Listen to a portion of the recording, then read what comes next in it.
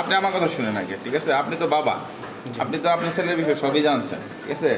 আপনি ওনার কমপ্লেনার, ঠিক আছে? ওনার কমপ্লেনের ক্ষেত্রে আপনি শেষ করি কথাটা, রিকোয়েস্ট করার জন্য আপনি আসছেন আমার কাছে। কটার সময় আসছেন? 3টার সময় আসছেন। 3টা থেকে এখন বাজে রাত 8টা বাজে, আপনি 5 ঘন্টা সময় পাইছেন। এতক্ষণ যেহেতু আপনি তাকে ইয়ে করতে পারেন না, কনভিন্স করতে পারেন না, আমার মনে হয় না আপনি আর পারবেন।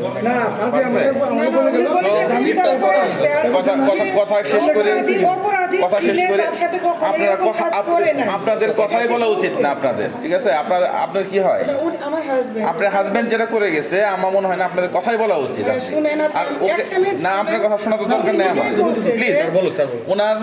উনি সই করতে যায়, উনি সই করুক, ঠিক আছে? তারপর যদি মনে হয় আপনার কথা বলুন, তারপর আপনি কথা বলুন, বাট ওনাকে সই করার অবস্থা টাইনে নিয়ে যাবেন, এটা আপনি কোথায় যাবেন?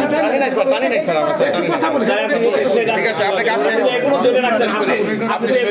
আপনি সই করে, ঠিক আছে? তারপরে ওনার সাথে গিয়ে যেখানে বসে আমার সামনে বসে কথা বলি,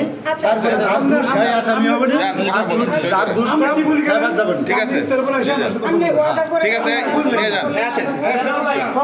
কিন্তু আসলে আমি যাওয়ার পর একা থাকবার মানে সবসময় 15 জন মানুষ আমার সঙ্গে আছে, ইফতার করতে, মানে হয়তো বা এইটা হবে না, এইটা হবে। ঠিক আছে ভাই, আপনি এখানে সবাই সাংবাদিক, সো আমি আপনাকে বলবো যে এমন কিছু করতে